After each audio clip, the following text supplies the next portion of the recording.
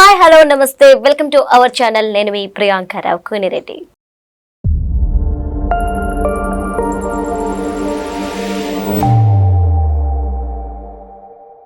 Present situation లో బాలయ్య బాబు గారు అఖండ 2 movie shooting లో బిజీగా ఉన్న సంగతి అందరికీ తెలిసిందే. అయితే ఒక చిన్నపాటి రూమర్ బయట బాగా స్ప్రెడ్ అవుతుంది. బాలకృష్ణ గారితో రజనీకాంత్ గారు నటిస్తున్నారు అని. జైలర్ 2 రాబోతుంది, దీంట్లో బాలకృష్ణ గారు అలానే రజనీకాంత్ గారు ఇద్దరు కలిసి చేస్తున్నారు అని. సో ఇది ఎంతవరకు వాస్తవం, అలానే నిజంగా ఒకవేళ వీరిద్దరి కాంబినేషన్ లో మూవీ వస్తుంది అంటే అది ఏ మూవీ అయి ఉండొచ్చు? వీటికి సంబంధించి మనకి క్లారిటీ ఇవ్వడానికి ఈ రోజు మనతో పాటు సుందర్ గారు ఉన్నారు. ఆయనతో మాట్లాడి మరిన్ని విషయాలు తెలుసుకుందాం. నమస్తే సార్, ఎలా ఉన్నారు?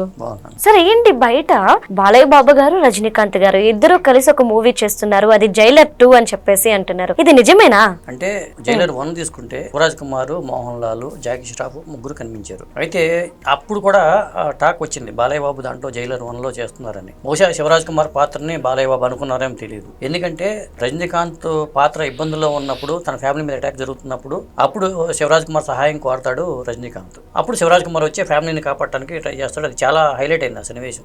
అదే బాలయ్య బాబు ఉండుంటే ఇంకో రేంజ్ లో ఉండేది జైలర్ 1 విషయానికి వచ్చేసరికి. మొత్తానికి ఈ జైలర్ 2 సీక్వెల్ చేస్తున్నారు కాబట్టి, హిట్ అయింది కాబట్టి, జైలర్ 2 లో ఒక పాత్ర బాలయ్య బాబు కోసం నెల్సన్ దిలీప్ కుమార్ డైరెక్ట్ చేశాడని, బాలయ్య బాబు కూడా దానికి గ్రీన్ సిగ్నల్ ఇచ్చారనేది మనకు వినిపిస్తున్నమాట. అయితే ఈ పాత్ర ఏంటి, ఎలా ఉంటుంది అనేది ఒక సస్పెన్స్. ఎందుకంటే బాలయ్య బాబుతో ఒక పాత్ర అనుకున్నప్పుడు గెస్ట్ రోలో లేకపోతే బెస్ట్ రోల్ అనుకోవచ్చు. అది రజనీకాంత్ గారు మొన్న ఎన్టీఆర్ గారు శతజయంతి కార్యక్రమానికి ఇక్కడ వచ్చినప్పుడు ఏమన్నారంటే, కొన్ని పాత్రలు అవి బాలయ్య బాబు చేస్తే జనం ఎంజాయ్ చేస్తారు, నేను చేసిన యాక్సెప్ట్ చేయరు.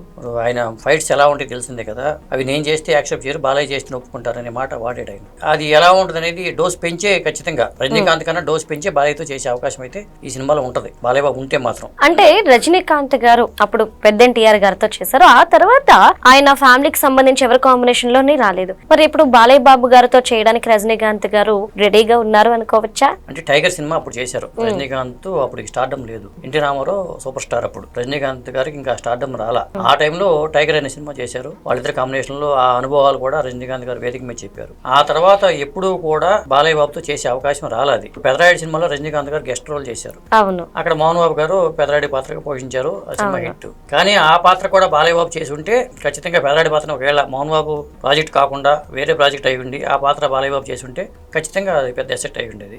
అప్పుడు అవకాశం చేజారిపోయింది. ఇప్పుడు జైలర్ 2 జరుగుతుంది షూటింగ్. రజనీకాంత్ కూలీ షూటింగ్ పూర్తి అయిపోయింది. జైలర్ 2 సెట్ లోకి అడుగు పెట్టాడు ఆయన. ఇప్పుడు బాలయ్య బాబు చేయాల్సి వస్తే అఖండతో పాటు సైమల్టేనియస్ గా చేసే అవకాశం అయితే ఉంది. అది కథ నెరేట్ చేయడం అనేది వాస్తవంగా చెప్తున్నారు. బాలయ్య బాబు కూడా గ్రీన్ సిగ్నల్ ఇచ్చాడని చెప్తున్నారు. కాబట్టి ఖచ్చితంగా వీళ్ళ కాంబినేషన్ సినిమా వస్తే మాత్రం తెలుగులో జైలర్ 2 కి ఇంకా మార్కెట్ బాగా పెరుగుద్ది. ఓకే, అంటే ఒకవేళ బాలయ్య బాబు గారి సినిమాలో రజనీకాంత్ గారు చేయాల్సి వస్తే ఆయన చేసేది గెస్ట్ రోల్ లో చేస్తారా, లేదంటే బెస్ట్ రోల్ కి ప్రయారిటీ ఇస్తారా? అంటే ఇక్కడ ఏంటంటే బాలయ్య బాబు సినిమాలో రజనీకాంత్ చేయడం కాదు, రజనీకాంత్ సినిమాలోనే బాలయ్య చేయడం ఖచ్చితంగా బెస్ట్ రోలే అవుతుంది. ఏదైనా గెస్ట్ పాత్ర అయినా అది బెస్ట్ పాత్ర అయినా అప్పుడే వచ్చి అప్పటికప్పుడు వెళ్ళిపోయే పాత్ర ఇప్పుడు కూడా చాలా పవర్ఫుల్ గా ఉంటాయి. ఖచ్చితంగా ఈ పాత్ర అయితే మాత్రం డోస్ ఎక్కువ ఉండేట్టుగానే ఉంటుంది. అందువల్ల అది ఖచ్చితంగా బాలయ్య బాబు కూడా బెస్ట్ పాత్ర అవుతుంది. ఆయన స్టార్డమ్ పెరిగింది కాబట్టి, పెరిగిన నేపథ్యంలో మళ్ళీ బాలయ్య బాబు సినిమాలు కూడా చాలా ఉన్నాయని చెప్తున్నారు. ఇంకొకటి ఏంటంటే హరీష్ శంకర్ డైరెక్షన్ లో కూడా బాలయ్య బాబు చేస్తున్నారు. అఖండ 2 తర్వాత ఆ ప్రాజెక్ట్ స్టార్ట్ అవబోతుంది అంటున్నారు. కాబట్టి ఆ 2 ప్రాజెక్టుల మధ్యలో ఈ పాత్ర చేసే అవకాశం అయితే ఉంది. అంటే బాలకృష్ణ గారు అఖండ 2 షూటింగ్ లో బిజీగా ఉన్నారు. ఈ అఖండ 2 ప్రాజెక్ట్ అయిపోయిన తర్వాత ఆయన చేయబోయే మూవీస్ ఏంటి? అఖండ 2 తర్వాత చేయబోయే మూవీస్ అనుకుంటే చేస్తే ఇది ప్యారలల్ గా చేసే అవకాశం ఉంది 2లో. ఇక హరీష్ శంకర్ తో సినిమా చేయటం అనేది ఇప్పుడు వినిపిస్తున్నమాట ఇమీడియట్ గా చేస్తే. ఎందుకంటే హరీష్ శంకర్ మిస్టర్ బచ్చన్ చేసాడు, అది ఆశించిన ఫలితం అయితే రాలా. ఆయనకి హరీష్ శంకర్ హిట్ కావాలి. ఇప్పుడు పవర్ స్టార్ పవన్ కళ్యాణ్ కూడా గబ్బర్ సింగ్ తో మంచి హిట్ ఇచ్చిన బ్యాక్గ్రౌండ్ హరీష్ శంకర్ ఉంది. హరీష్ శంకర్ చెప్పిన కథ బాలయ్య బాబు బాగా నచ్చిందని ఇప్పుడు పవర్ స్టార్ పవన్ కళ్యాణ్ గబ్బర్ సింగ్ గా ఎంత పవర్ఫుల్ గా చూపించిన విషయం మనకు తెలుసు. బాలయ్య బాబుతో ఏ డైరెక్టర్ సినిమా చేసినా కానీ అంతే పవర్ఫుల్ గా పాత్రలు డిజైన్ చేసుకుంటున్నారు. అఖండ దగ్గర నుంచి వరుసపెట్టి వీరసింహారెడ్డి పాత్ర కావచ్చు, భగవంత్ కేసరి కావచ్చు, ఇలా చూసుకున్నప్పుడు అన్ని సినిమాలు కూడా పవర్ఫుల్ పాత్రలతోనే డైరెక్టర్లు బాలయ్య బాబు కోసం అలా తయారు చేస్తున్నారు. హరీష్ శంకర్ కూడా ఎందుకంటే డైలాగులతోనే మాయ చేయగల సత్తా హరీష్ శంకర్ ఉంది. ఆ డైలాగులు పలికించడంలో అద్భుతంగా పండించగల సత్తా బాలయ్య బాబుగా ఉంది. ఇద్దరు కాంబినేషన్ సినిమా వస్తే ఖచ్చితంగా ఒక బ్లాక్ బస్టర్ హిట్ కింద వెళ్ళిపోయే అవకాశం అయితే ఉంటుంది. బాలకృష్ణ గారు సెకండ్ ఇన్నింగ్స్ లో మీరు అన్నట్టు పవర్ఫుల్ క్యారెక్టర్ క్యారెక్టర్స్ ని ప్లే చేస్తున్నారు. అట్ ద టైం డ్యూయల్ కింద కూడా ఉన్నారు. మరి ఈ టైంలో అట్లీస్ట్ ఇప్పటి వరకు ఆయన్ని మాస్ గా చూసారు కాబట్టి కనీసం హరీష్ శంకర్ గారి డైరెక్షన్ లోనైనా కొంచెం డిఫరెంట్ గా చూడతామా, లేదంటే ఎప్పుడో చూసే విధంగానేనా అంటారా? అంటే బాలయ్యని మాస్ పాత్రలే జనం రిసీవ్ చేసుకుంటున్నారు. ఓకే, కాబట్టి మళ్ళీ బాలయ్య బాబుని తన డిఫరెంట్ అంటే పాత్రలు డిఫరెంట్ గానే ఉంటున్నాయి, కానీ అది మాస్ పాత్రే అవుతుంది. ఖచ్చితంగా అది మాస్ పాత్రే అవుతుంది. ఇప్పుడు రజనీకాంత్ గారి సినిమాలో బాలయ్య బాబు పాత్ర ఎంటర్ అయితే సినిమాల్లో జై బాలయ్య అనే స్లోగన్ మారుమోగిపోద్ది, ఖచ్చితంగా ఉంటుంది అది. కాబట్టి ఇప్పుడు హరిశంకర్ సినిమా అయిపోయిన తర్వాత మళ్ళీ బాలయ్య బాబు ఇమ్మీడియట్గా ఏం చేస్తారంటే ఇప్పుడు ఆదిత్య 369కి సీక్వెల్ ఉంటుందని చెప్పి టాక్ ఉంది. అది ఆదిత్య 999 మ్యాక్స్ అని చెప్పి అనుకుంటున్నారు. దానికి బాలయ్య బాబు డైరెక్ట్ చేస్తారంటున్నారు, లేదా డైరెక్టర్ మార్చుకుండొచ్చు. కాకపోతే దానికి ఆ సినిమా రావడానికి ముందు ఆదిత్య 369 రిలీజ్ చేయబోతున్నారు. ఈ 4K వెర్షన్ లో దాన్ని రిలీజ్ చేయబోతున్నారు. అది చేసి ఆదిత్య 999లో మళ్ళీ మోక్షజ్ఞ కూడా ఉండే అవకాశం ఉందంటున్నారు. ఆ ప్రాజెక్ట్ పెద్ద ప్రాజెక్ట్, అది ఖచ్చితంగా హరిశంకర్ తర్వాత ఆ ప్రాజెక్ట్కి వెళ్ళే అవకాశం అయితే ఉంది. అంటే వరుసగా బాలయ్య బాబు గారి దగ్గర నుండి 2 బిగ్ మూవీస్ ఎక్స్పెక్ట్ చేయొచ్చు అంటారు ఫ్యాన్స్ కి. 2 సినిమాలు అయితే 3 సినిమాలు పెద్ద సినిమాలే కనిపిస్తున్నాయి. 3 పెద్దవే. ఇక ఇది గెస్ట్ రోల్ అనుకున్నాం కదా, గెస్ట్ రోల్ కాకుండా బెస్ట్ రోల్ గా మారిపోతే అది కూడా రజనీకాంత్ గారికి పెదరాయుడు ఎలా మర్చిపోలేని పాత్ర అవుతుందో, ఈ జైలర్ 2 కూడా బాలయ్య బాబుకి అలాంటి పాత్ర అవుతుంది. రాస్తే బాలయ్య బాబు గారిని ఊహించుకునే రాయాలి, అంతే రాయాలి. ఆ పాత్ర అలాగే ఊహించుకుని అలా నెరేట్ చేసేయడానికి తెలుస్తుంది మనకి.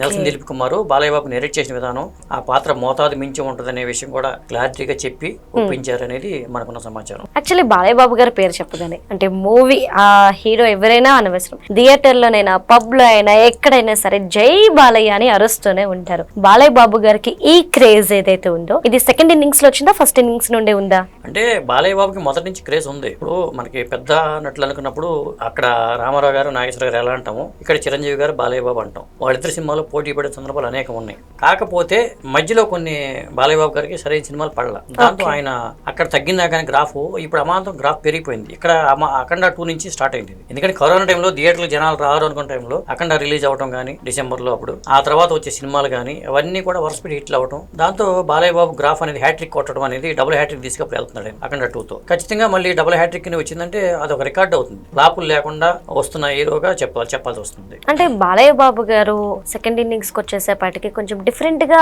ఆయన కథలు ఎంచుకోవడం అనేది మనం చూస్తూ వస్తున్నాం. అంటే ఆయన తోటి ఆర్టిస్టులు ఇంకా ఉన్నారు, యాక్టర్స్ ఉన్నారు. సో అంటే ఆ హీరోలు చూస్తే మనం లవ్ సీన్స్ అని ఎక్కువ యూజ్ చేస్తూ ఉంటే ఈయన ఫాదర్ క్యారెక్టర్ కి లేదంటే ఏదైనా ఒక ఇంపార్టెంట్ రోల్ ప్లే చేయడానికి ప్రయారిటీ ఇస్తున్నారు. ఎందుకు ఈ విధంగా ఆయన చూస్ చేసుకుంటున్న కథల్లో ఈ డిఫరెన్స్ ఎలా వచ్చింది? ఎందుకు? వాళ్ళ నాన్నగారి నుంచి ఇన్స్పిరేషన్ అని చెప్పుకోవాలి. ఎందుకంటే రామారావు గారు కూడా 60 ఏళ్ళు దాటిన తర్వాత ఆయన చేసే పాత్రలన్నీ కూడా చాలా పవర్ఫుల్ పాత్రలు చేశారు. రణవీర్ సింహం గానీ, జస్టిస్ చౌదరి గానీ, సర్దార్ పాపారాయుడు గానీ, ఇలా బొబ్బిలి పులి గానీ చాలా పవర్ఫుల్ పాత్రలు చేసుకుంటూ వచ్చారు. ఒక ఏజీ తగ్గట్టుగా అంత పవర్ఫుల్ పాత్రలు ఎన్టీఆర్ చేసుకుంటూ వచ్చారు. ఇక 60 తర్వాత మనకు అనవసరం అనుకుని రాజకీయాల వైపు వెళ్ళిపోయారు. ఒకవేళ ఆయన రాజకీయాలకు వెళ్లకుండా ఉంటే ఇంకా అంతకన్నా పవర్ఫుల్ పాత్రలు చేసి ఉండేవాళ్ళు. ఇక బాలయ్య బాబు ఏంటంటే రాజకీయాల్లో ఉన్నా కానీ ప్యారలల్ గా రాజకీయాల్లో చేస్తూ ఎమ్మెల్యేగా గెలిచిన హ్యాట్రిక్ కొట్టినా కానీ ఈ విధంగా కూడా ఆయన ఆ తండ్రి గారి బాటలోనే నడుస్తూ పవర్ఫుల్ పాత్రలు ఎంపిక చేసుకోవడం, డైరెక్టర్లు కూడా ఆయన ఇంప్రూవ్ చేయ డైరెక్టర్లు కూడా అలాంటి పాత్రలతోనే బాలయ్య బాబు దగ్గరికి వెళ్తున్నారు. వేరే పాత్రలు డైరెక్టర్ల అది కలిసి వచ్చింది బాలయ్య బాబుకి. అంటే బాలయ్య బాబు గారు సెట్ లో ఉన్నప్పుడు డైరెక్టర్ ఏది చెప్తే అది చేస్తారు, కథ విషయంలో అస్సలు జోక్యం చేసుకోరు. అలానే ఆ సీన్ కి ఎన్ని టేక్లు కావాలన్నా అన్ని టేక్లు తీసుకోవడానికి ఆయన ప్రశాంతంగా రెడీ అంటారు, చిన్న పిల్లల్లా గానీ ఒక టాక్ ఉంది. సో ఇదే బిగ్ రీజనా ఆయన మూవీస్ అన్ని హిట్ అవ్వడానికి? ఖచ్చితంగా. ఎందుకంటే అది తండ్రి నుంచి వారసత్వంగానే వచ్చింది. రామారావు గారు కూడా ఆయన డైరెక్టర్ గా ఉంటే ఆయన అనుకున్నట్టుగా చేస్తాడు. ఆయన వేరే డైరెక్టర్ సినిమాల్లో ఆయన చేయాల్సి వస్తే ఆ డైరెక్టర్ ఏం చెప్తే అదే చేస్తారు. అసలు ఆయన స్క్రిప్ట్ ఒకసారి ప్రిపేర్ అయిపోతే రామారావు గారు చూసుకుంటే దానికి తగ్గట్టు ఆయన ఒకవేళ ఏమైనా మార్పులు చేపు డైలాగులు మార్పులు చేపు చేయాల్సి వస్తే అది డైరెక్టర్ అనుమతితోనే ఆ మార్పులు చేసుకుని తను ఎలా పలికితే బాగుండదో దాన్ని చూసుకుని ఆయన డైలాగ్ చెప్పేవాళ్ళు.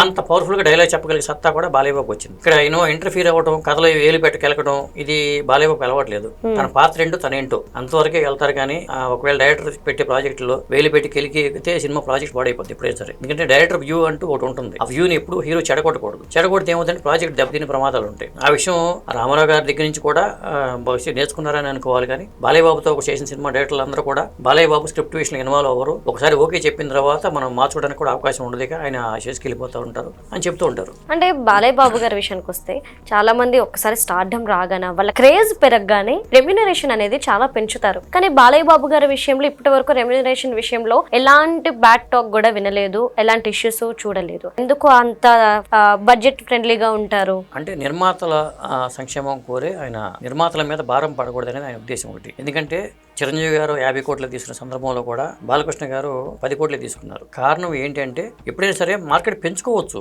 పెంచుకుని అంటే ఏమవుతుందంటే నిర్మాత మీద ఒత్తిడి పడుతుంది ఒకటి. ఇంకొకటి ఏంటంటే తన సినిమా వసూళ్లు తను తీసుకున్న రెమ్యునరేషన్ కూడా బ్యాలెన్స్ చేసుకుంటారు. ఏ హీరో అయినా అలాగే చేసుకుంటూ వెళ్తారు. అఖండ టైంకి ఆయన తీసుకున్న రెమ్యునరేషన్ 10 కోట్లే. ఆ తర్వాత కొద్దిగా పెంచుకుంటూ వెళ్ళిపోయి ఇప్పుడు అఖండ 2 టైంకి 40 కోట్లు వరకు తీసుకుంటున్నారు అనేది బాలయ్య గారి మీద ఉన్న టాక్. మరి 40 కోట్లు తీసుకున్నప్పుడు ఆ సినిమా వసూళ్లు కూడా చూస్తారు కదా ఆ నిర్మాతకు. మరి ఎందుకంటే నిర్మాతను ఇబ్బంది పెట్టకూడదు, నిర్మాతను గౌరవంగా చూడాలి అనేది ఒక విధంగా ఆ తరం హీరోల నుంచి వచ్చింది. ఆ వారసులుగా ఉన్నప్పుడు బాలయ్య బాబు కూడా కొంత ఆ లక్షణాలు వచ్చుండి ఆ నిర్మాతల సంక్షేమాన్ని దృష్టిలో పెట్టుకుని నిర్మాతల మీద భారం పడకూడదనే ఉద్దేశంతో చేయటమే అని నేను అనుకుంటున్నా. అంటే నిర్మాత బాగుంటే ఇండస్ట్రీ బాగుంటారు, ఇంకెక్కువ సినిమాలు చేసుకునే అవకాశం ఉంటుంది. లేకపోతే ఇండస్ట్రీ ఏమవుతుందంటే ఇబ్బందికర వాతావరణం వచ్చేస్తుంది. Thank you so much. Thank you అమ్మా.